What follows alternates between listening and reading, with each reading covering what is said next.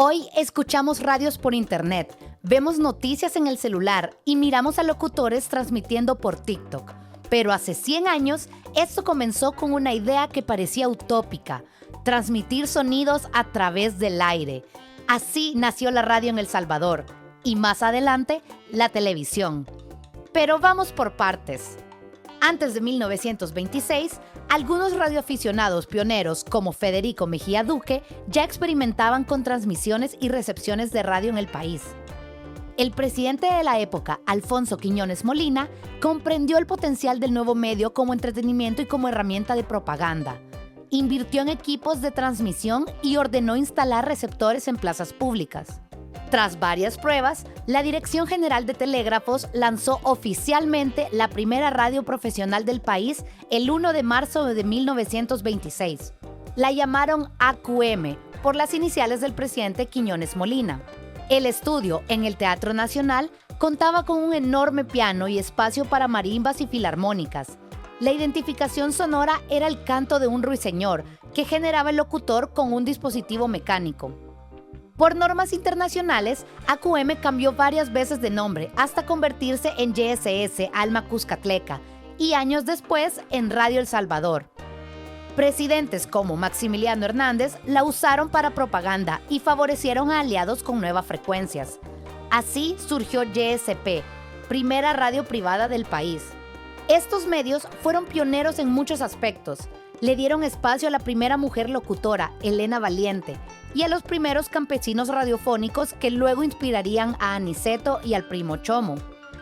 También crearon los primeros noticieros radiofónicos. Al mismo tiempo, la radio ayudó al desarrollo de la publicidad y viceversa.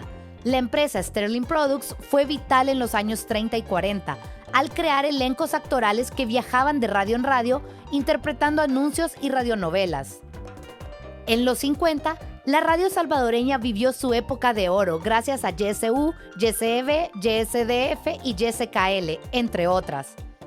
Grandes elencos de actores, actrices y locutores daban vida a más de 30 radionovelas al mismo tiempo, algunas ante más de 300 personas que asistían a las grabaciones. El Derecho de Nacer fue de las obras más populares. Ahí actuaba Guillermo Hernández, que adoptó el apodo de su personaje, Albertico. Fue tan famoso que, en 1971, cientos de personas lo lloraron en su funeral. La época de oro perdió brío por la crisis económica, la llegada de programas enlatados y por el surgimiento de la televisión. El primer canal nació en 1956, de la mano de Boris Ezersky y sus socios, YSEB TV Canal 6. De ahí surgieron programas exitosos como El Café de Don Pedro y Televariedades Pilsener, además de Teleperiódico, el abuelo de los telenoticieros salvadoreños. 2 años después, nació YSU TV Canal 4 de Raúl Trabanino y socios, con nuevos programas y una fuerte inversión en infraestructura. Sin embargo, los altos costos y desacuerdos internos empujaron la salida del empresario. Poco después, también Ezersky dejó el 6. Fuera de ambos canales, ambos empresarios decidieron unirse y fundar Circuito YSR, radio que se volvió un éxito. Lamentablemente, Trabanino falleció en un accidente de tránsito en pleno auge de la emisora. Ezersky y socios continuaron los planes y en 1965 fundaron YSR TV Canal 2 en un moderno edificio. Con el tiempo, el empresario recuperó canales 4 y 6, este último que fue el primero en transmitir a color. En los 80, los agruparía en Telecorporación Salvadoreña, TCS. En paralelo, el gobierno impulsó en los años 60 la televisión educativa, con clases transmitidas por los canales 8 y 10. Pero la radio no desapareció, se transformó. Algunas emisoras se convirtieron en radiocadenas para lograr cobertura nacional, como YSKL, conocida por sus noticieros y transmisiones deportivas. Otras apostaron por la especialización. En 1966, Leonardo Heredia, Willy Maldonado y otros locutores transformaron Radio Femenina en la primera estación juvenil. Más adelante, otras seguirían ese camino o se enfocarían en boleros, música tropical o audiencias religiosas. En los 70, emisoras críticas a los gobernantes como YSAX, donde transmitía Monseñor Romero, sufrieron atentados. También organizaciones de izquierda se tomaban emisoras para difundir mensajes revolucionarios. Estas prácticas continuarían durante la Guerra Civil en los 80.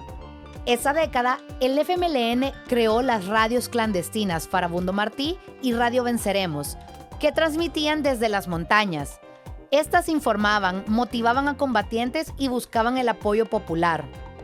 En respuesta, la Fuerza Armada fundó en 1986 Cadena Cuscatlán, mientras Coprefa difundía por televisión cápsulas propagandísticas que, muchas veces, representaban a militares como héroes contra villanos.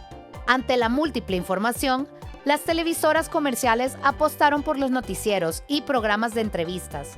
Algunas daban espacio a nuevas generaciones de periodistas, entonces críticos al poder.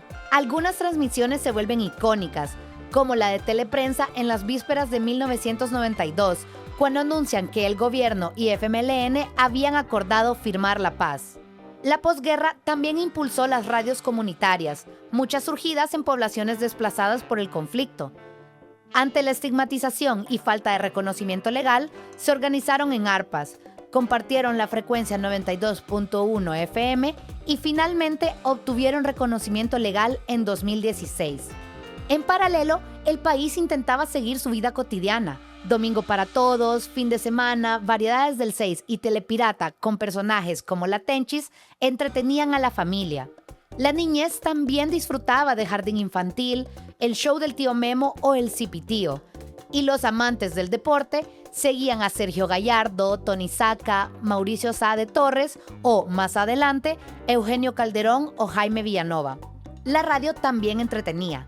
Se posicionaron las emisoras tropicales, románticas o adulto contemporáneas, mientras las juveniles se especializaron en pop rock y, al acabar los 90, en los primeros indicios de reggaetón con personajes salidos del barrio como La Abuela.